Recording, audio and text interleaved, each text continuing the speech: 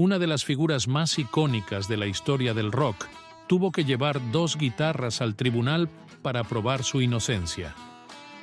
Esto sucedió en la década de los 80 debido a una antigua disputa que culminó con el fin de una banda en ascenso y la separación de 2 hermanos.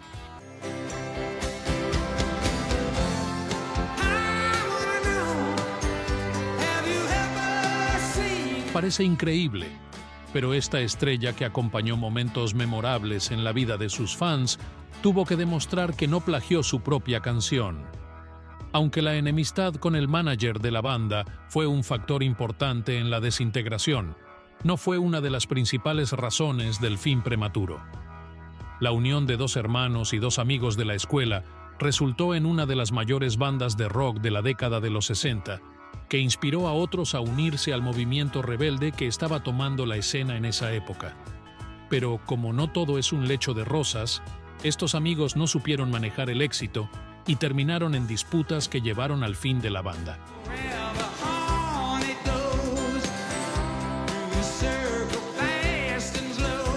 Más de 20 años después del fin del grupo, su hermano murió de SIDA debido a una transfusión de sangre durante una cirugía en la espalda.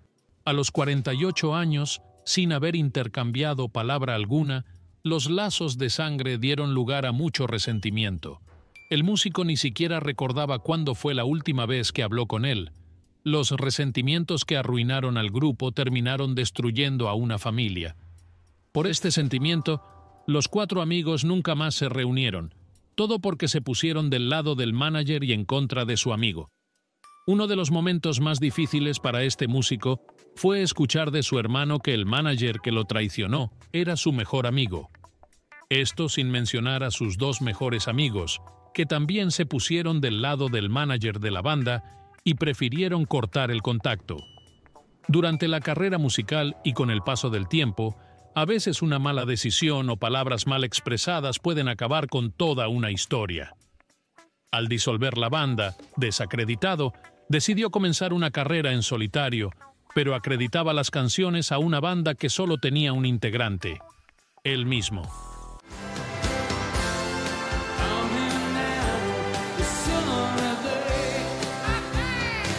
Pensaba que al salir encontraría la paz que tanto anhelaba, pero no fue así como sucedió.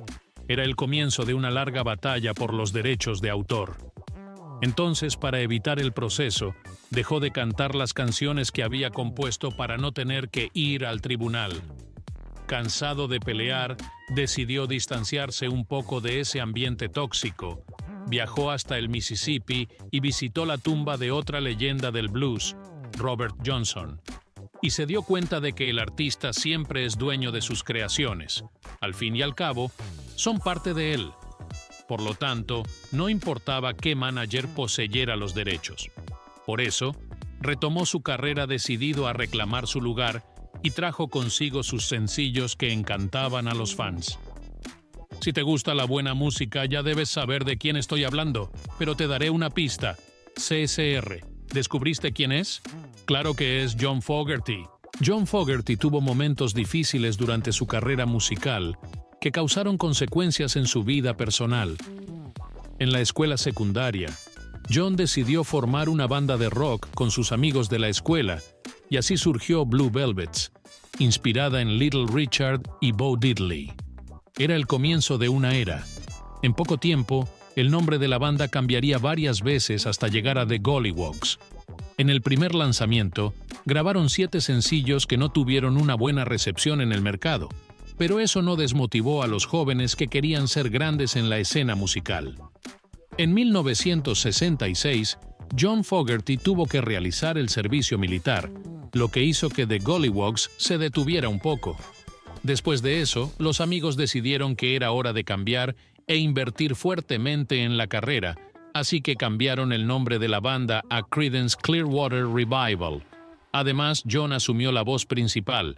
Con el primer álbum, homónimo, lanzado tras la reformulación, vino Susie Q, que alcanzó la posición número 11 en las listas de éxitos estadounidenses. Además, la canción I Put a Spell on You, que abre el disco, conquistó a los fans con toda la musicalidad de CSR.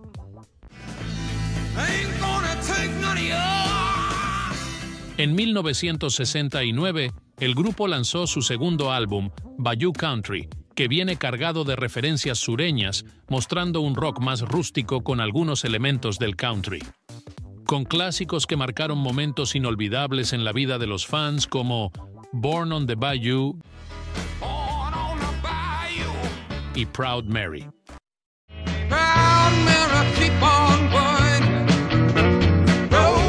Fogerty era el compositor de la banda, vocalista y guitarrista, y con su fuerte temperamento y disciplina realizaba ensayos frecuentes y no permitía que sus amigos estuvieran bajo el efecto de alucinógenos durante sus presentaciones.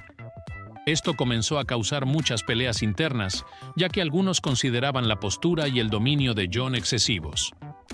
Por eso, Tom, el hermano de Fogerty, dejó la banda en 1971. Para mantener al grupo unido, se decidió que cada uno crearía 3 canciones para el álbum y tendría el mismo tiempo para cantar en las canciones.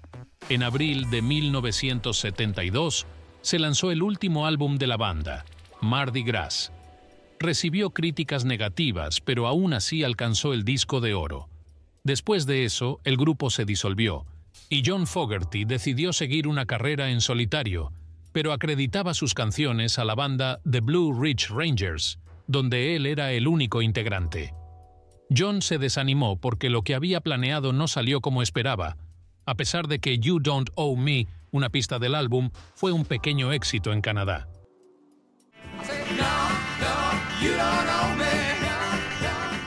John Cameron Fogerty siempre soñó con convertirse en una estrella de la música. Nació en Berkeley, California, el 28 de mayo de 1945. El tercer hijo de 5 hermanos, desde joven, el pequeño John tuvo que aprender a lidiar con los desafíos. Cuando estudió en la escuela católica, School of the Madeleine, tuvo que enfrentar un sistema rígido con el que le costó adaptarse. En su libro, reveló que en varias ocasiones tuvo que sentarse con su uniforme mojado por no tener permiso para ir al baño. Los problemas no solo estaban en la escuela. Cuando estaba en 3º o 4º grado, sus padres se divorciaron debido a peleas y al alcoholismo, según John, y él se sintió solo. La vida comenzó a mejorar cuando Fogerty cambió de escuela y conoció a Stu Cook y Doug Clifford, sin saber que esa amistad tendría una larga historia por delante. Con la banda formada, John, Tom, Stu y Doug empezaron a usar un sonido más al estilo sureño, aunque el grupo fuera originario de California. Un ejemplo de esto son las canciones Born on the Bayou y Green River. Esta última es un homenaje al lugar donde John pasaba las vacaciones de verano. Y no debemos olvidar Fortunate Son, uno de los mayores éxitos de CCR, que habla sobre cómo los ricos no luchaban en la guerra de Vietnam. La disolución de la banda fue el comienzo de una época sombría para Fogerty, quien pasó por una larga batalla legal con su antigua discográfica, Fantasy Records, y su ex jefe Saul Zaentz. Esta disputa provocó que John experimentara bloqueos creativos que le impedían crear nuevos sencillos, además de negarse a tocar las canciones de CCR en sus presentaciones. Con su carrera en solitario en pleno apogeo, Fogerty fue demandado en 1985 por plagiar su propia música. Ese año lanzó el álbum Centerfield, el disco más exitoso de su carrera en solitario. Siempre se tocaba al inicio de los juegos de béisbol, convirtiéndose en un éxito y en un símbolo de la época. La canción que originó esto fue Run Through the Jungle, de los tiempos de Creedence, y The Old Man Down the Road. Y esto llevó incluso a una modificación en la ley de derechos de autor años más tarde, sobre el compositor siendo acusado de plagio en sus propias creaciones. En el single Run Through the Jungle, él compuso aún en CCR, pero quien tenía los derechos sobre la música era Saul Zaentz, dueño de la discográfica Fantasy Records. El caso ganó los reflectores de los medios y dominó los noticieros de la época, que solo hablaban de este proceso. Para probar su inocencia, John llegó a llevar la guitarra y el violín al tribunal y tocar los fragmentos de las dos canciones. El objetivo era mostrar cómo los compositores pueden tener estilos diferentes para expresar su arte, y que esto puede sonar similar en algunos casos. Entonces, en 1993, Fogerty ganó la batalla y así pudo seguir la carrera sin la preocupación que rondó durante mucho tiempo. La Corte Americana determinó que hubo mala fe por parte de Saul Zaentz al presentar la demanda. Sin embargo, Fogerty tuvo que cambiar la letra de una de sus canciones donde hacía referencia al empresario. Estamos hablando de Zaentz Can't Dance. El single contenía ataques a Saul Zaentz, con quien John tuvo desacuerdos en el pasado. Por eso pasó a llamarse Vance Can't Dance. Además, casos similares comenzaron a ser rechazados al inicio en la justicia americana. Esto contribuyó a minimizar las brechas que la ley de derechos de autor americana poseía. Después de todo este contratiempo, John Fogerty se reconcilió con el pasado y añadió los clásicos de CCR en sus conciertos, y esto fue bien recibido por los fans. A principios de los años 90, su hermano y ex integrante de la banda murió, víctima de tuberculosis e insuficiencia respiratoria agravadas por el virus del SIDA a los 48 años. Él fue contaminado por transfusiones de sangre que necesitó durante una cirugía de una enfermedad que afecta la espalda.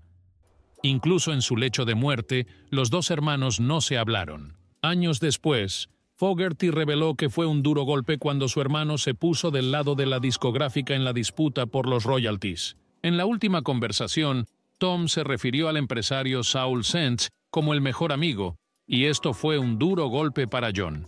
Por eso, él permaneció distante de su hermano y los dos nunca más conversaron sobre la vida. En el funeral, en su discurso, John comentó que se convirtieron en estrellas del rock, pero no crecieron. En 1993, CCR fue incluido en el Hall de la Fama del Rock and Roll, pero Fogerty se negó a tocar junto con sus ex compañeros de banda y amigos, ya que aún albergaba sentimientos negativos porque ellos se pusieron del lado del empresario. El quinto disco en solitario del cantante, Blue Moon Swamp, fue lanzado en 1997 y ganó importante reconocimiento con el premio al mejor álbum de rock. Fogerty estaba muy entusiasmado y lanzó su primer álbum en vivo con excelente recepción y buenas ventas. La pista Blue Moon Swamp fue utilizada en la película The Rookie en 2002 y no tardó mucho en ganar su lugar en el Walk of Fame, más que merecido para esta leyenda del rock and roll.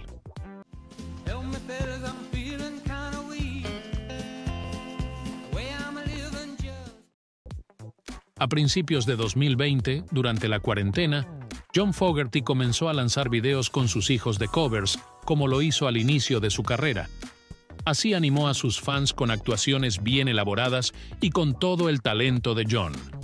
En enero de 2023, anunció en su Twitter que tenía los derechos globales de CCR después de una batalla judicial de 50 años. John Fogerty marcó época con maravillosos sencillos que animaron fiestas y momentos de sus fans. Enfrentó una larga batalla judicial durante 50 años para que se reconocieran los derechos sobre sus obras. Desafortunadamente, CCR terminó prematuramente con solo 7 discos legendarios en 5 años, pero Fogerty realizó una excelente carrera en solitario y forjó sencillos maravillosos. La disputa con su hermano y los integrantes de la banda trajo mucha amargura a este ícono, que prefirió mantenerse alejado, pero a pesar de todo, nunca desistió de sus sueños y siguió firme y fuerte en la carrera, pues quería convertirse en una leyenda de la música y lo logró con mucho mérito. Algunas personas más jóvenes no conocen a este ícono del rock, pero con seguridad ya deben haber escuchado algunos de sus sencillos. Y, a pesar de ser una leyenda viva, tuvo que superar desafíos que pusieron a prueba en momentos difíciles. Acusado de plagiar su propia música, tuvo que llevar una guitarra y un violín al tribunal para demostrar que no había cometido plagio. Esto sin mencionar la antigua disputa con la discográfica que casi lo hizo desistir del mundo artístico por completo. por lo que tuvo que buscar inspiración y fuerzas para no rendirse. Y cuando superó los obstáculos, volvió a los escenarios como un ave fénix, con sencillos memorables y letras envolventes que hicieron que fuera reconocido por el público. Pero, ¿qué piensas de la historia de John Fogerty y Creedence Clearwater Revival? Escribe en los comentarios tu canción preferida y deja tu like y suscríbete al canal para conocer las historias de las leyendas de la música. ¡Hasta más!